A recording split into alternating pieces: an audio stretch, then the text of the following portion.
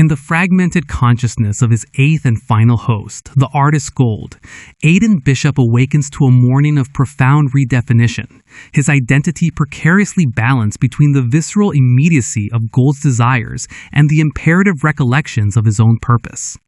The squalid intimacy of the cottage, shared with the maid Madeleine Aubert, serves as a stark contrast to the clarity he must achieve, a clarity he seeks by transmuting the chaos of accumulated memories into a coherent visual schema. Using charcoal upon the cottage wall, he constructs an arboreal diagram of relationships and actions, a cognitive map that reveals two critical lacunae in the narrative: the secret held by Millicent Derby and the whereabouts of the vanished Helena Hardcastle.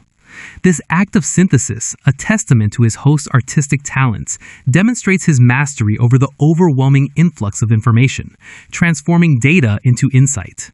This breakthrough summons the Plague Doctor, who, confronted with Aidan's lucidity and the revelation that Michael Hardcastle attempted to murder his sister, confirms Aidan's success and impending freedom.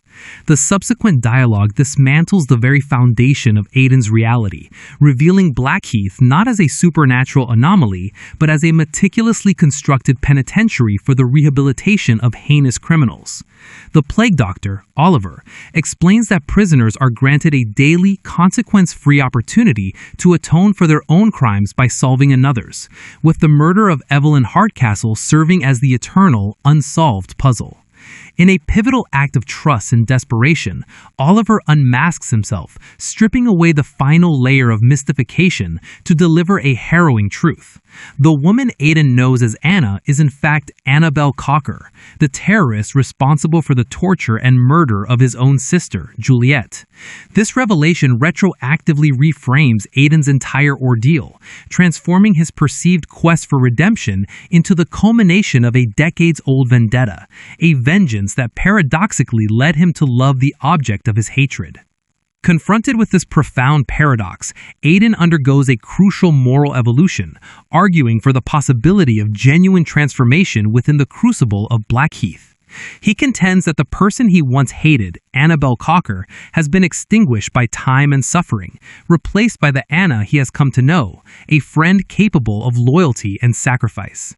This is the ultimate test of the Plague Doctor's rehabilitative ideology, and Aidan challenges Oliver to witness it firsthand.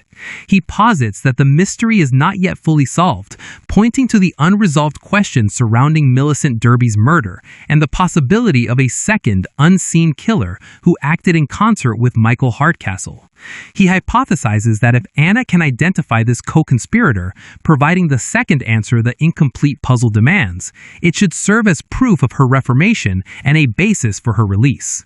Oliver, though wavering, agrees to meet him at the lake with an open mind, leaving Aidan to pursue the final thread, the identity of Millicent Derby's murderer. The final segment depicts Aidan, now struggling against the encroaching persona of Gold, returning to Blackheath to reconstruct the motive for Millicent's death. His purpose is nearly lost to the artist's aesthetic sensibilities, but the memory of Anna anchors his resolve. Reenacting the scene, he realizes that Millicent's fatal insight was triggered not by a person, but by a juxtaposition. The new portraits painted by Gold hung among the ancestral gallery.